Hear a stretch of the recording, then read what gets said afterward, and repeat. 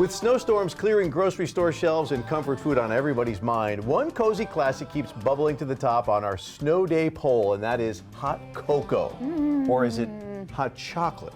Is there a difference? There is a difference, and today in the Kitchen Concepts Kitchen, Steve is warming things up by showing us how to make the real deal homemade version while clearing up which one you're actually sipping on when the snow starts falling. Right. Because if you don't have hot chocolate or hot cocoa during a snowstorm, are you really even alive?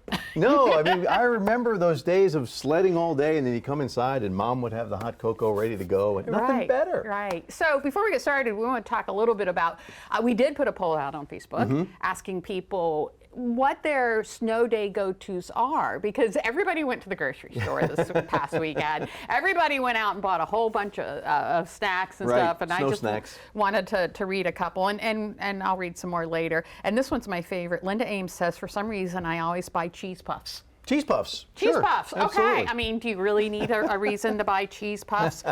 We've got another one here. Teresa Morris, homemade cookies and hot cocoa with peppermint mocha creamer while enjoying the fireplace staying warm.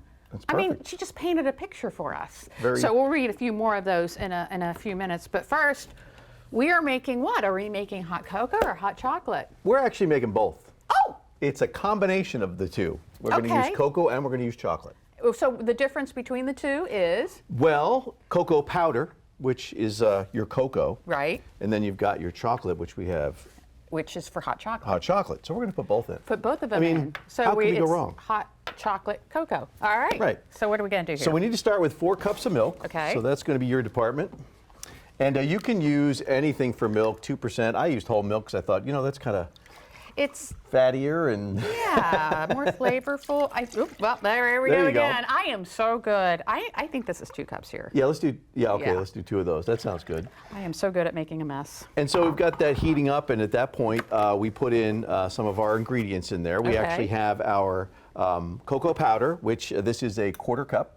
1/4 cup cocoa powder. To go in there. Now, one thing I learned when I was a kid is that when you put that in there, it doesn't dissolve very easily. No, that's why we have the whisk. Whisk. Right. It's kind of a whisky job, but it's yours. I was hoping you would ask me to whisk.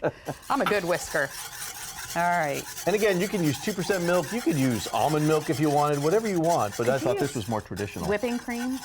You could. You could actually use half and half or whipping cream, which would kind of give it that extra creaminess. Okay. So that's probably going to take a little while with the heat to get going, and we're also going to throw in our chocolate chips. Now, you can use milk chocolate, which I have here, or if you don't want it as sweet, you use the semi-sweet. So what do you like?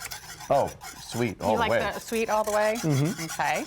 So yeah, I see what you're saying about that, not really kind of blending in there. It's starting to. There we go. Let's put these in there. Yep. And it's important to keep stirring once you put the chips in because you don't want those to burn on the bottom. Okay. That would be a game changer. So did you know that hot chocolate dates back like thousands of years ago? I remember hearing somebody say that. Yeah, I had no idea. Back in Ecuador, what is today Ecuador, it wasn't back then. But yeah, they came up with the idea to make drinkable chocolate. And I thank them every winter for it. It's a wonderful idea somebody came up with at one point. It's getting thicker. Thicker, and now we're going to put in a 1/4 cup of sugar. Oh, yeah. Just to make it a little sweeter, right? A little sweeter. And then we have just a 1/4 teaspoon of vanilla. Vanilla. A little vanilla extract, so we put that in there. Okay. Oh, a little too much. Oops. You're putting some, well, some went down to join my milk on the stove. Okay. All right. And then we just let this heat up for a while? Yeah, we got to let that come to a simmer. And then when you're finished, then we're going to put that in the glass. And then the toppings are a whole nother category. So we'll get to that. Let's do that when we come back. Stick around, DelmarvaLife. We'll be right back. We're enjoying the best of both worlds here in the Kitchen Concepts Kitchen. Hot chocolate, hot cocoa. How about both? I say both at the same time, absolutely. We've got a charming chocolate concoction we've been warming up during the break. So let's talk about toppings. Oh, yeah. All right, there's a lot of different ways you can go with this. I don't think there's any way you can go wrong. No. Right? I mean, I'm sure there's things that probably don't go with hot cocoa, but to each his own, right? Right, right. Now, Okay. this is going to be... This is the hardest part here. Yeah, the pouring part, The pouring part. Watch this. Don't, you ready? Yeah. Oh, I got this. You got it. Perfect. How about that? That is a perfect pour right there. Zoom in on the no spill. No spill. Now you're going to Watch me spill do it. it. Yep. Okay, there you go. Not so bad. You take a That's little not so patience bad at and you're all. good to Yeah. go. Okay, so you have marshmallows. I mean, Yes. is it really hot chocolate or hot cocoa without marshmallows? And these are not the hard, crumbly ones that come in the packet, right? These are fresh marshmallows. You can go big marshmallows too if you want. Yeah, Put those in there, but the little ones seem to work. And you can never have too many. All right, and then whipped cream. Whipped cream, absolutely a must. Mm-hmm. Now, And we were talking about what you put in first.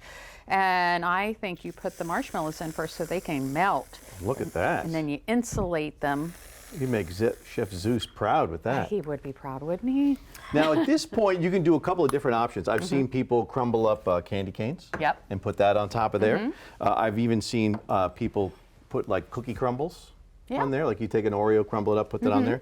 But I always like the old traditional shaved chocolate. Oh, look at that. That's next level right It's there. making a mess, but if you don't make a mess, you're not doing it right. Right. And you'll have all day during the snowstorm to clean it up. Yeah, that's right. But tell me that doesn't look really cool, though. It looks great. And I wanted to go over some more answers from our poll. You know, we talked about all the sweet things that you eat during a storm, the snacks and everything. Right. But a majority of the people who answered our poll about the snowstorm snacks and food talked about basically soups. Yes. Which makes sense. Everybody, you know, pot of chili, oyster chowder. Oyster chowder. Doesn't that sound amazing? A pot of chili for sure with cornbread. That's what Vanessa Robertson said. Francie Davis, homemade beef vegetable soup and cornbread. Ooh, that sounds good. I am going to be hitting everybody up for an invitation to their house.